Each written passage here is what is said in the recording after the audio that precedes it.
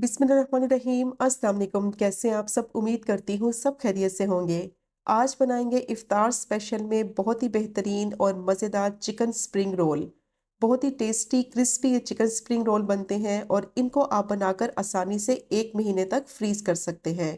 बहुत ही best recipe है इफ्तार के लिए। तो बस कुछ टिप्स और ट्रिक्स के साथ इसको बनाएंगे। उसके लिए आपने वीडियो को स्किप नहीं करना, एंड तक देखना है ताकि रेसिपी का कोई भी पार्ट आपसे मिस ना हो। और अगर आपको रेसिपी पसंद आए तो चैनल को भी ज़रूर सब्सक्राइब करें। तो चलिए शुरू करते हैं इसको बनाना।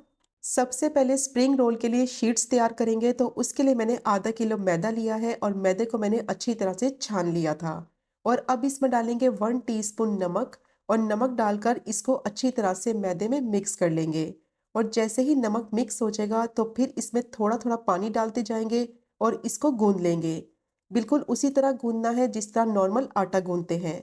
तो ज़्यादा एक साथ पानी नहीं डालेंगे वरना क्या होगा, आटा पतला हो जाएगा। तो बस थोड़ा थोड़ा पानी मैं इसमें डालती जा रही हूँ और इसको मैंने अच्छी तरह से गूंद लिया है।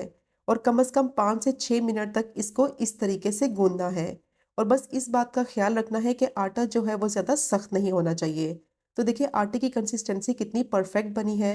और इसको चेक करने का तरीका ये है कि जब आप इसमें अपनी उंगली इस तरीके से डालेंगे तो ये थोड़ी सी अंदर चली जाएगी। तो इसका मतलब है आटा बिल्कुल परफेक्ट बन के रेडी हो गया है। और अब मैं इसको कवर कर दूंगी और कम से कम आधे घंटे के लिए इसको रेस्ट देंगे। तब तक स्प्रिंग रोल के लिए चिकन की फिलिंग रेडी कर लेते हैं। तो उसके लिए मैंने एक पैन लिया है, उसमें डालेंगे 2 टेबलस्पून ऑयल। और अब इसमें डालेंगे 1 टेबलस्पून लहसुन अदरक का पेस्ट। थोड़ी देर के लिए इसको फ्राई करेंगे ताकि अच्छी सी इसमें से खुशबू आने लगे और लहसुन अदरक का कच्चापन खत्म हो जाए। और अब इसमें डालेंगे चिकन। तो आधा किलो मैंने ली है बोनलेस चिकन और इसके मैंने छोटे छोटे से पीसेस कर लिए थे। अब चिकन को अच्छी तरह से फ्राई करेंगे लहसुन अदरक के साथ ताकि इसमें जो स्मेल है वो भी ख़त्म हो जाए और चिकन का कलर भी चेंज हो जाए। और जैसे ही चिकन पकने लगेगी इसका पानी निकलेगा तो इसी पानी में चिकन अच्छी तरह से गल भी जाएगी। और चिकन के बहुत छोटे छोटे पीसेस हैं तो इसको गलने में ज़्यादा टाइम भी नहीं लगेगा। तो बस इसमें एक्स्ट्रा पानी नहीं डालना, इसी पानी में चिकन अच्छी तरह से कुक हो जाएगी। और अगर आपको लगे कि चिकन को गलने में ज़्यादा टाइम लगेगा तो फिर आप इसको कवर करके 9 से 10 मिनट के लिए मीडियम टू लो फ्लेम पे पकने के लिए रख दें। तो देखिए चिकन को मैंने अच्छी तरह से पका लिया है, पानी इसका बिल्कुल खुश्क हो गया है।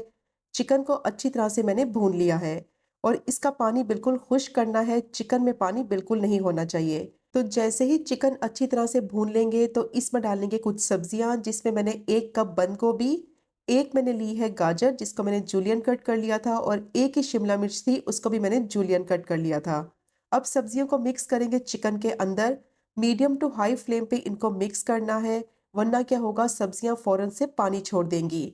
तो अच्छी तरह से देखिए मैंने इसको मिक्स कर लिया है और इनको ज़्यादा नहीं पकाना वरना सब्जियों का जो कलर है वो ख़राब हो जाएगा। और जैसे ही इसको मिक्स करेंगे तो अब इसमें डालेंगे आधा कप उबली हुई कॉर्न।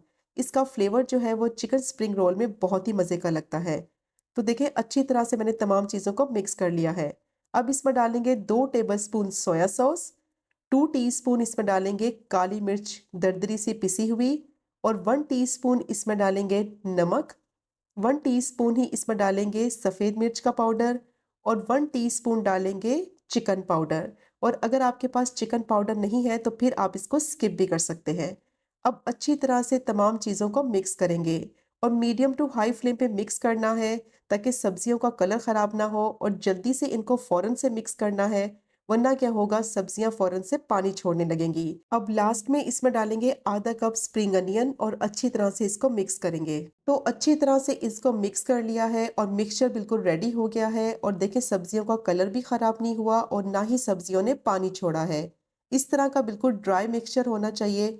और फ़ौरन से मैं इनको एक बाउल में ट्रांसफ़र कर लूँगी क्योंकि पैन जो है वो बहुत गर्म है। और गर्म पैन में ही अगर इसको रहने दिया मिक्सचर को तो ये पानी छोड़ देंगी सब्जियाँ। तो फ़ौरन से इनको एक बाउल में ट्रांसफ़र करेंगे ताकि इनका कुकिंग प्रोसेस रुक जाए और ये बिल्कुल रूम टेम्परेचर पर अच्छी तरह से मिक्सचर ठंडा हो जाए। तो बहुत ही मज़ेदार चिकन स्प्रिंग रोल का मिक्सचर रेडी हो गया है। अब आटे को चेक कर लेते हैं। आधा घंटा हो गया था आटे को रेस्ट दिए हुए।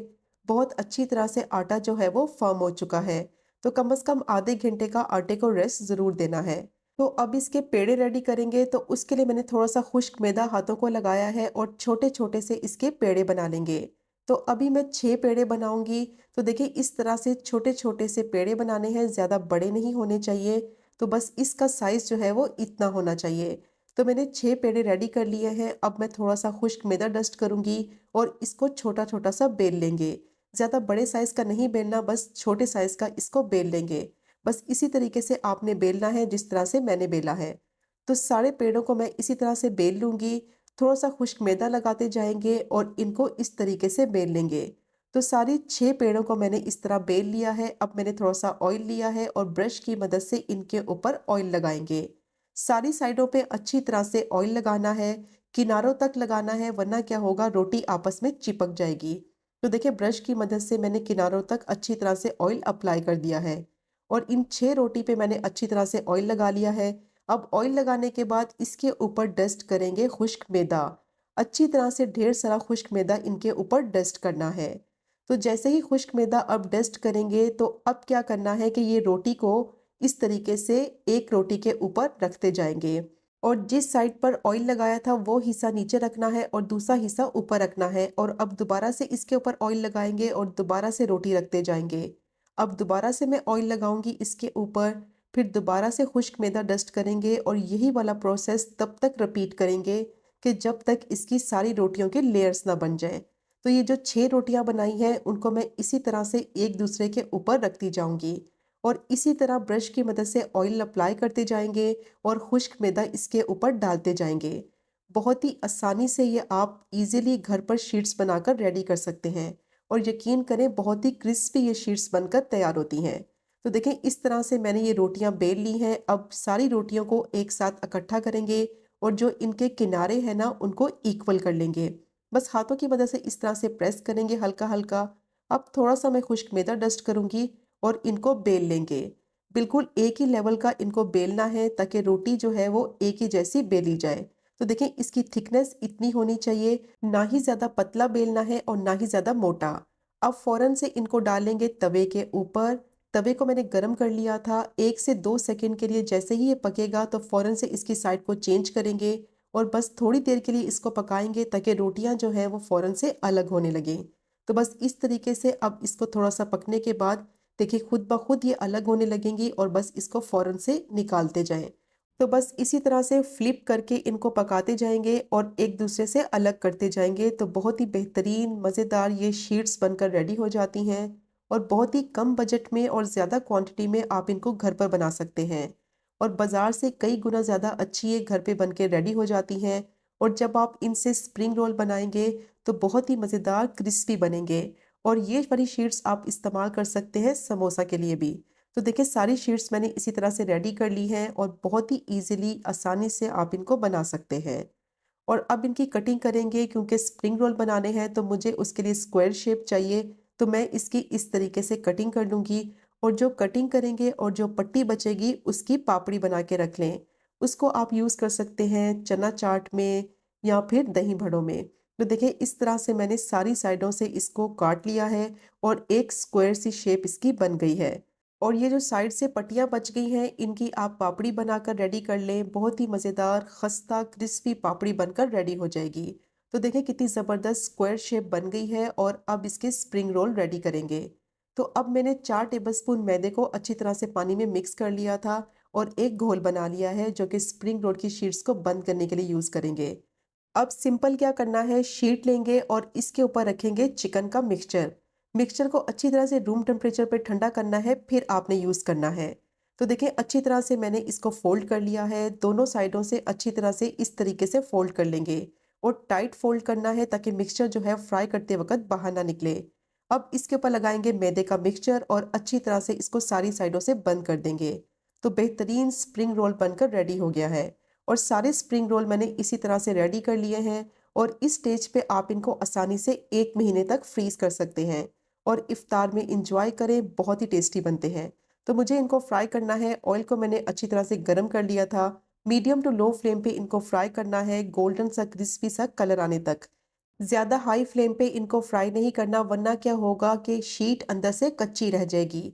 कम से कम 9 से 10 मिनट तक मीडियम टू लो फ्लेम पे इनको मैंने फ्राई कर लिया है और बहुत ही अच्छा इन पे कलर भी आ गया है और अंदर तक ये अच्छी तरह से पक भी गए हैं। तो देखें कितने ज़बरदस्त ये बनकर तैयार होते हैं और बहुत ही कम बजट में और ज़्यादा क्वांटिटी में इजीली आप इनको घर पे बना सकते हैं और खाने में भी बहुत ही टेस्टी होते हैं। और यकीन करें कि जब आप इनको ट्राई करेंगे तो रिज़ल्ट आप खुद देखकर हैरान हो जाएंगे। बहुत ही मज़ेदार क्रिस्पी ये चिकन स्प्रिंग रोल बनकर रेडी होते हैं और बहुत ही मज़े के बनते हैं। बाहर से बहुत ही क्रिस्पी और मज़ेदार सी चिकन की फिलिंग होती है।